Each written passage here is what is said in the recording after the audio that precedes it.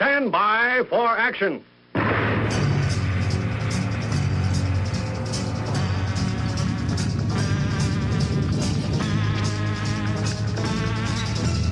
Thank you, Johnny. My name is Abe Miller. I am the Unpleasant Blind Guy. I want to thank everyone who has stuck with me throughout the Way Back series.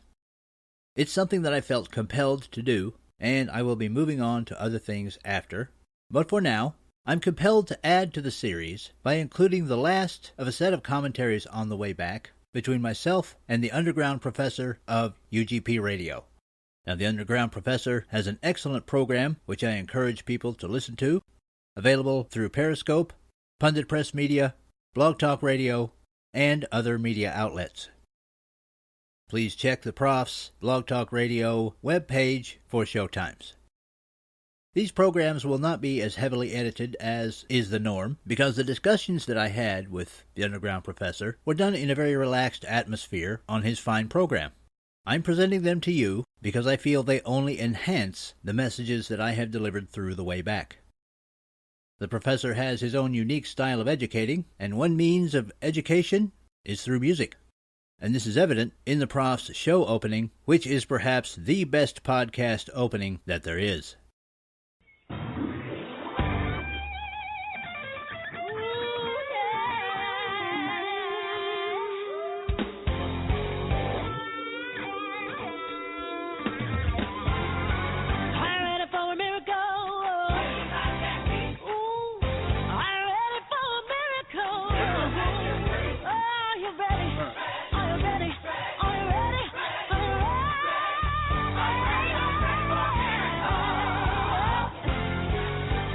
For a miracle at UGP.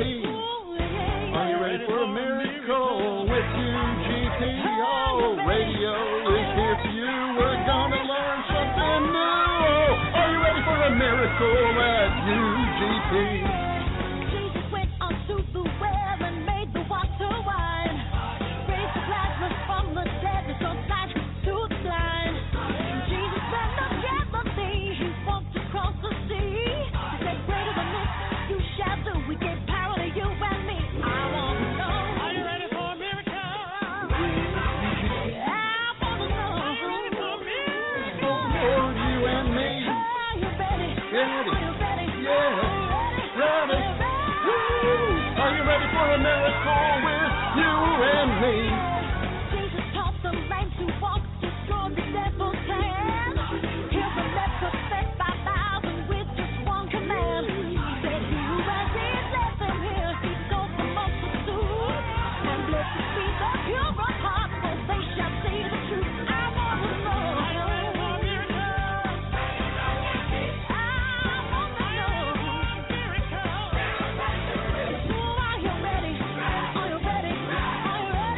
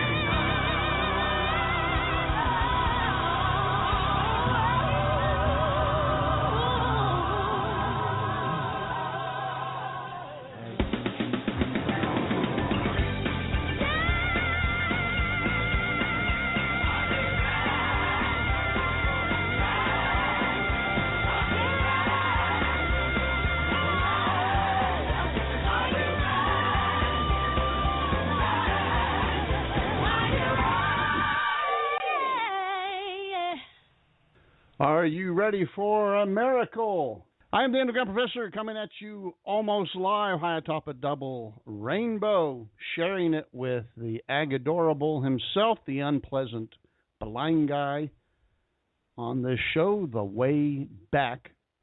And so, without further ado, let me see if I can get his mic on without losing control of my show, as usually happens. It's hot, and I've still got control, so let's see if Ag's there. Ag. It's hot, you're hot, I'm hot. It's in the 90s in October, man. It's just not right. Oh, well, it's probably in the 50s up here. Oh, is it? Yeah. Yeah. It's beautiful up here, Prof. Really loving it. Today's show is The Way Back with Agadorable himself, the unpleasant blind guy. And this is part 3, the end, I believe, right? So. Yep. This is the end of it. So we've made it through the stretch. So how do you want to play? You want me to play your bit and then talk, or you want to talk and then play the bit, or how do you want to work this? Well, I'll preface it a little bit. For those who have heard the show before, when I did it a couple of years ago, it'll start out. Part 3 will start out with stuff you haven't heard before, because I wanted to add some things. I wanted to fill in the corners, as I say, like as the hobbits do when they're having a celebration. There were a few things that I didn't say in a couple of years ago that I wanted to say. This will be the finished product, and I'll use this every year around this time because as long as I'm able, and that's a help. This will be this is a work of my life, and it may be the most important thing I ever do. It certainly, at this point, it's the biggest thing I've ever done. So if you've heard this before, this will be some new stuff that you haven't heard. And by the way, thank you to Kel Fritzy of Red Fox Radio for, helping me. We kind of went back and cleaned up your show from last Sunday, Prof. So everybody gets to hear the conversation you and I had on part 2. So I encourage people to go back and listen to that show. Well, every good boxer has a cut man in their corner, and Kel's our cut man. Oh, yep. Amen to that. Yeah. She is first class, and I want to thank her for helping out. And Prof, again, I want to thank you for allowing me to do all this. But without Kel says it's a great series, Dave. Not mentioning my role in all this, but that's okay. I'm going to have to go back and listen to how she recut it because I might not even be in it anymore. No. I was the one that did all the cutting and and all that stuff. So, I really wanted to get that conversation in with you. This has been a great adjunct to it, and you added something to it.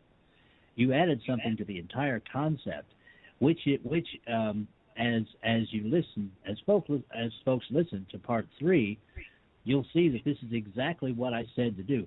You did what I said to do before I said to do it. So with that, Prof, if you want to go ahead and play the bit, then we'll talk about it after. That's me, always coloring out of the lines. I'm that guy that gets caught when you go take a test and the proctor says, no one lift their pencil or open the page, and I'm like on page 3 already. So, okay, here we go. Agador's The Way Back, part 3. And you can hear part 3 of The Way Back at the SHR Media YouTube page, or you can listen to the entire recording of The Way Back on the Unpleasant Blind Guy YouTube page. Anno Domini. I think that means half off pizza at Domino's, doesn't it? Well, it certainly did a couple of nights ago, boy. Well, I would not want to be in Arlington, Texas right now. We got the Cowboy game getting out, and you got the Ranger game starting at 7. Oh, my gosh, I can't believe what the traffic would be like there. So, I used to call myself the Underground Professor because I figured that when the country goes tango uniform, that I'll sneak into the underground and be that guy that starts teaching people to create a rebellion and a resistance movement and guerrilla warfare type thing and then go after. And but the exceptional conservative outed me. So I guess now I've moved up in status to being one of the frontline sacrifices for when the Muslims take over. I'll be one of the first they hunt down and take out, or try to take out. I don't know how many will be laying around my feet when they do it, but they'll come after me eventually, I'm sure. Well, but the point is, until that time comes, you can teach, and as I said last week, you can create a lot more underground professors. I hope. You can just be the original. Do you remember the show I did that I called Watch One, Do One, Teach One? Actually, I believe I do. Yeah, you might want to expand on that, though. Yeah, the premise being that in medical school, you watch a procedure, then you do the procedure you just watched, and then you teach it. And the reason for that is that watching you learn how to do it, then doing it, you actually get the mechanics of the procedure out of the way. But then when you teach it, you learn it from a different perspective, and you learn it so much better than just having witnessed the situation. And I always did that in my classrooms with important concepts. I would go through the concept of watch one, do one, teach one. And by doing that, whether my students even knew they were or not, I would demonstrate or give some examples, and then I would have others reiterate it, and then I would have them, or give me some of their own, and then I would have them explain to the class why their concepts were correct. And what they ended up doing was the watch one, do one, teach one methodology. And so I'd like to think that that's what I'm doing here. When I hear people use the term constitutionally federated republic and things like that, then I realize that that's what's happening. The people are listening to me do it, and now they're doing it, and hopefully they'll go out and teach others about it. And so you're a perfect example. You watched me do it, then you've done it, and now you're out teaching others. So, hoo-ah. Well, yeah, and that is because you said it, and then I thought about it, and I realized that makes a whole lot of sense, because that's where we're at, or that's where we started, rather. And it made such common sense that I started adding that to my language. Yeah. I've heard other people say it too. Ken tries to say it, but he's not very successful at it. Well, being an English major, I guess that's really causing him some problems. Oh, yeah. Well, that's true. But he does give it a try. So I give him an A for effort. He does. Yes. He does give it a shot. I give him an A for effort. Well, we graded on an affirmative action curve, the bell curve for him, so he gets an A. Oh, absolutely, yeah. Every time, because if he doesn't get an A, it's racist, and we don't want that.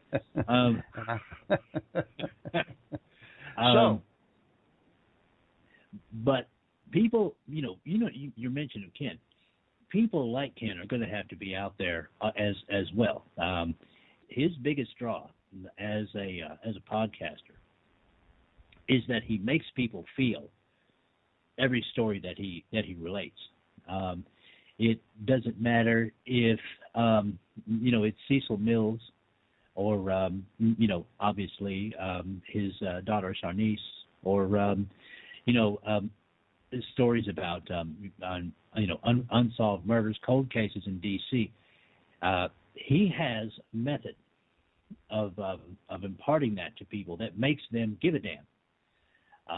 And that is a talent that we need more of. The people in our corner need more of, and it's a natural talent. It's not something you can learn. It's just something he can do. But people like him are going to be some of the natural teachers as we move forward, and people like yourself who are more grounded in the historical aspects and things of that nature. It comes down, as I said, to doing what you can do. You guys will approach the same story with a different perspective, but they're equally valid, and they both should be listened to equally, and they both can teach, and they're both things that people can engage in.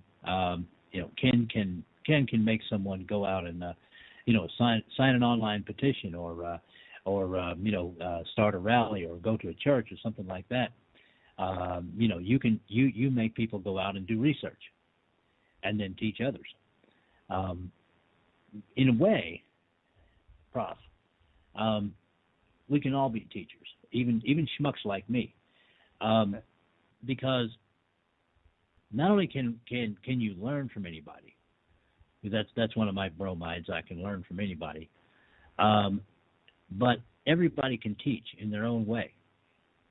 Everyone has their own method of teaching, and it doesn't matter how it is. Now, in the past, 3 weeks or so, close to a month, we've talked about people who can go out there and pick a guitar and sing a song, and people like what they're singing. And if they throw a message in there, well, that's teaching. People can write, some people can, and that's a method of teaching. Some people can do stand-up comedy, and it's really entertaining, and they can teach that way. These are our methods that the left has used for generations, and they're methods that we should use, in my opinion. Your thoughts? The most important way people can teach, especially conservatism, is to live their lives by example, to do the right thing, and to be moral and ethical as much as possible. And when you fail, to stand back up, dust yourself off, and try harder again tomorrow. That will teach people more than anything else in society how to behave and how to work, and that it's effective. As long as it's not done in a hypocritical manner, then the teaching's good. But you're right, everyone can teach. This is why I like having progtards come on my show, but none will, is because of the illustration I get to use to expose them, because then they teach what it's about, what they believe, and that, more than what I could tell people, is an enforcement of teaching, but even people like that unwittingly teach. But for those who think, I can't teach, I think that's really what you're getting at, and that is that we all do, and we do it 1,000 times a day. Whether we lean over somebody's shoulder and point out something to them, or we have a child. If you're a parent, then you can teach. Again, by example or by instruction, but you're still teaching constantly as a parent. So it's nothing that you have to leave just to the educators. And as far as education goes, I think we need to consciously start getting people recruited into the education world. And we need to do it also in the entertainment world. I've noticed more and more people in Hollywood are coming out, and the new coming out, black's the new orange. Well, today the new coming out is admitting that you believe in the Constitution, and you're seeing this in the military, you're seeing it in Hollywood, you're seeing it in television shows and whatnot. I've been watching and listening, and it's amazing how there'll be a tiny little conservative message here and there. One sentence, one statement, one look. And I think that's going to grow. It's terrible we're facing the dilemmas we are in this country, but the good news is the more they do this, the more unabashed they do it. And they're willing to, say and do things. I'm going to kill you if you don't shut up. The more they, just like that. Yeah, just like that. See, I'm teaching. Yeah, there you go. Yeah. And, perfect example. To make sure he knew that I knew it wasn't her. Right. Well, I forget my line, but we got to get into these fields and fill them, because we basically have surrendered them since the McCarthy witch hunt. We all but quit being in Hollywood and in academia. And we've paid the price utterly for it. While they capitalized on pop culture and the media, we stand around pompously saying that we were better, and you people would just naturally understand that without teaching them, without educating them. And that's the great fault of the Republican Party. Not that our ideas are substandard, but the fact that we do not teach them. And if we do win, we just immediately assume that we've won, and we don't have to ever teach or keep people abreast of what we're doing or why it's the right way. Well, you're right. I mean, we win elections, but we don't win the hearts and minds of the people. You're absolutely right. Now, I shared earlier a video with you over the Twitter of some atheist talking to Bill Maher, and he was talking about Islam, which we're not talking about this evening, but he was talking about the free speech movement at Berkeley. He said was saying that he could remember this, and this was in the early 1960s, and back then. The free speech movement was exactly that. You could do and actually were encouraged to speak up on whatever ideas you had, and those might be conservative or progressive. It didn't matter. That's turned around on our campuses now. If you let's say for instance you are Bill Maher and you come out and you say that Islam is a problem, you might become disinvited to a commencement address. To give a commencement address at Berkeley, at the very place where the free speech movement supposedly started. So, yes, you are right about that. It is the new coming out when people actually come out with conservative ideas, and it's going to take an awfully long time for things to swing back to more of a center when it comes to people in entertainment who come out and say, yes, I'm a conservative, I'm a constitutionalist, and I'm also a darn good actor, and music is the same way. I actually have a fan. She's one of the few. Loves my shows, but she says she can't share them because she's a musician. And she's afraid that she won't get gigs for herself and her band if she shares out my shows. This is the kind of thing that we have to turn around, because there are more people out there, we know this, that agree with us, that agree with constitutionalism. Forget conservatism for the moment. They agree with constitutionalism. They agree that the Bill of Rights are the cat's rear end. It's great, but they can't come out and openly defend it against people like Muslims who would just throw it in the dustbin of history, because they will lose their livelihoods if they do. If they're an actor, they'll never get a part again. If they're a musician, then they'll lose gigs, and they might not get signed to a record contract or whatever. This is a kind of cultural shift that you're talking about that's beginning, that needs to be continued, and that's why I encourage people in the way back who have talent to go out there and flaunt that talent and get to a point where they can entertain and sell their stuff, and where people want to hear from them, and then begin to slip a conservative message in here and there. That's how it starts.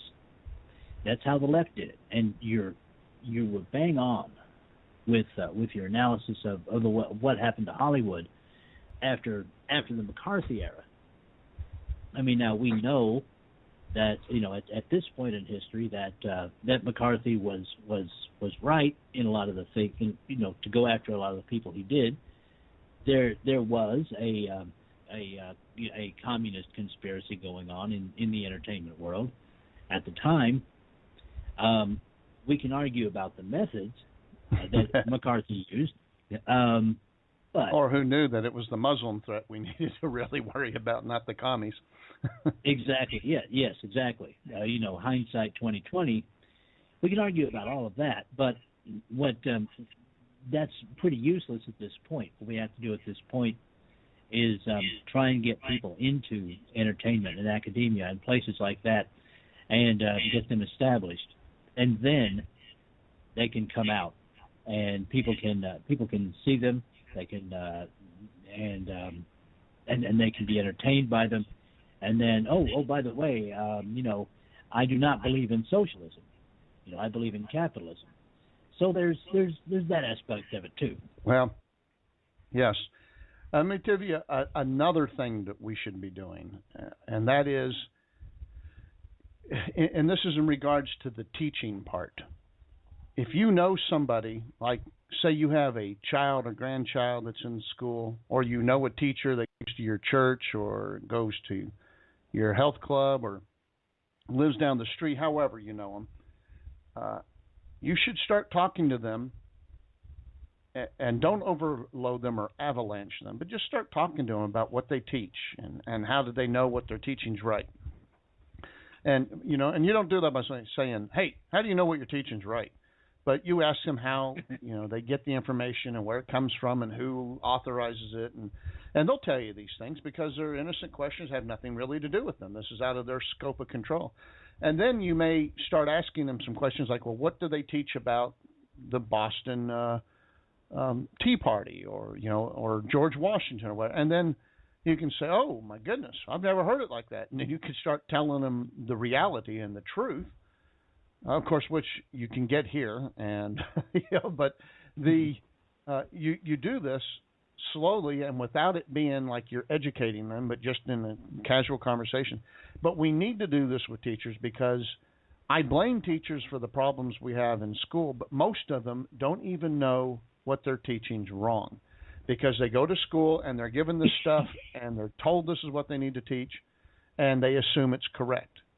And the teachers that are teaching them may not even know it's wrong. It's the ones that created it that know that they were creating falsehoods.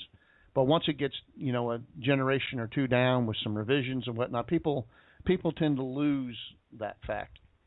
And that's why we have to educate in the first place in our country, because our education system has changed from teaching. Let me rephrase this. The one thing about public schools that has always been consistent is that its job was to teach us about government. Now, the Founding Fathers, their concept of it was to teach us about the Constitution and how government was supposed to work so that if it wasn't, we would know and we could go after those responsible.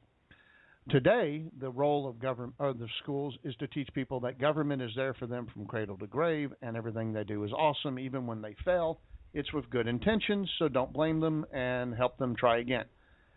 And because of that, we need to re-educate our educators, and we need to do it in a non-threatening manner. And so when I say watch one, do one, teach one, that's your target.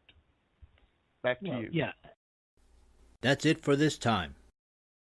Next time, the Way Back Commentaries 2015 continues with the Underground Professor. Agador and the Underground Professor, both sitting high atop a double rainbow, gaily swinging our feet over the Hermitage of North Texas's liberal conservative studies. This has been copyrighted in the year of your Lord 2015, via con carne for the Agadorable fans and via con toodles for mine.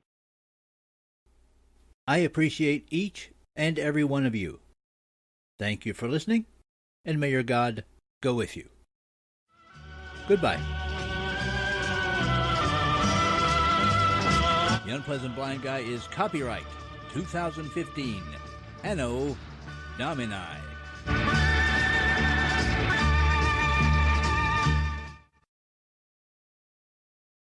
Now for Dave's Canes. Extras that help you navigate the new media world. You're listening to the SHR Media Network. The new show on the SHR Media Network, Sackheads Against Tyranny. On shrmedia.com. Go there quick like a bunny, 11 p.m. Eastern, 8 p.m. Pacific, every Wednesday. Live and direct on the SHR Media Network. shrmedia.com. Be there. When dirty politicians, shadow governments, and deceptive Islam blind the world with fake stream media smoke, their only fear is one man with a cane. I'm Dave Milner. Join me through shrmedia.com, highplanestalkradio.com, and the Western Free Radio Network at Spreaker, YouTube, and iTunes for a different perspective weekly on the Unpleasant Blind Guy. And catch me on Jeff Mitchell's EDL Radio on blogtalkradio.com. There's no surrender ever, because truth is not always pleasant. Hey, this is Michael Wright. And I'm Shannon Wright. Join us for The Right Way with Shannon and Mike, Monday through Thursday from 7 to 9 a.m. right here on SHR Media. Why are they joining us? For fun things like sports, politics, Oh, maybe some news and entertainment? And all kinds of other things. Money and recipes and events, all kinds of stuff. Yeah, so join us Monday through Thursday, 7 to 9 a.m. here on shrmedia.com. Hey, who's going to take Sean's chair? I'll run the buttons if you want. The what? The slider what? thingies. The Those what? things. We have those? Yeah, right over there. Where? It's on the board. Damn technology. Fucking technology. I know. What are we going to call it? Call what? The show.